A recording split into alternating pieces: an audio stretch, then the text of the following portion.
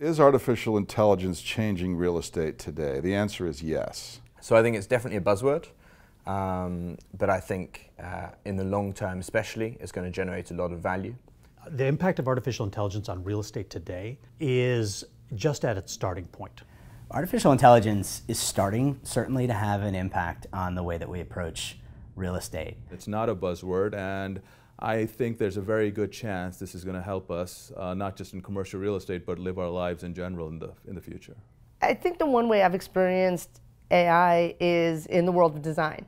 There's already quite a lot of really interesting use cases today that are starting to do some really interesting outputs. But I think in 10 years' time, will we look back at 2018 and think that was the year that AI really changed real estate? I think the misconception is that it's going to be uber expensive. And the truth of the matter is, with this kind of capability, it's going to save you time because it's going to catch things on the software via, they're using Revit and gaming software, whatever types of technology they're putting together, can be ahead of it, and they can design faster than they ever have before. We've been doing the same things for 50 plus years, and it's about time that we're changing that model. Where AI comes into play with regards to design and construction is that, in the old days we would take film, and then we would go and develop that film and we'd come back and be like, oh, I got 3 really good pictures.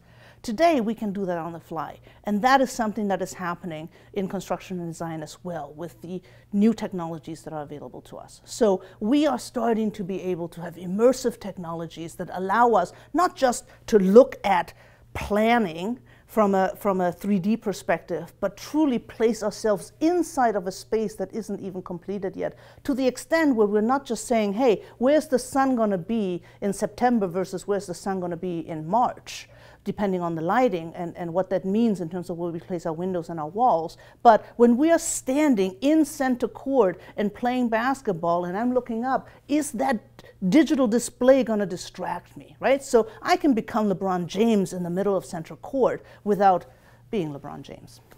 It's having, without question, an impact on the way we look at the occupancy and use of buildings.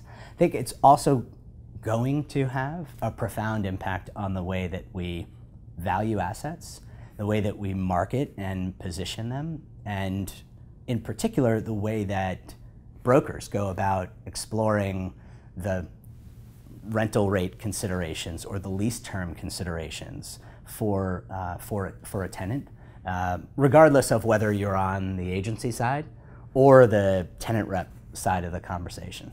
Artificial intelligence is going to allow us to look back at historical information and apply that plus other factors to project out more reliably where markets and building conditions and asset valuations are likely to go in the future.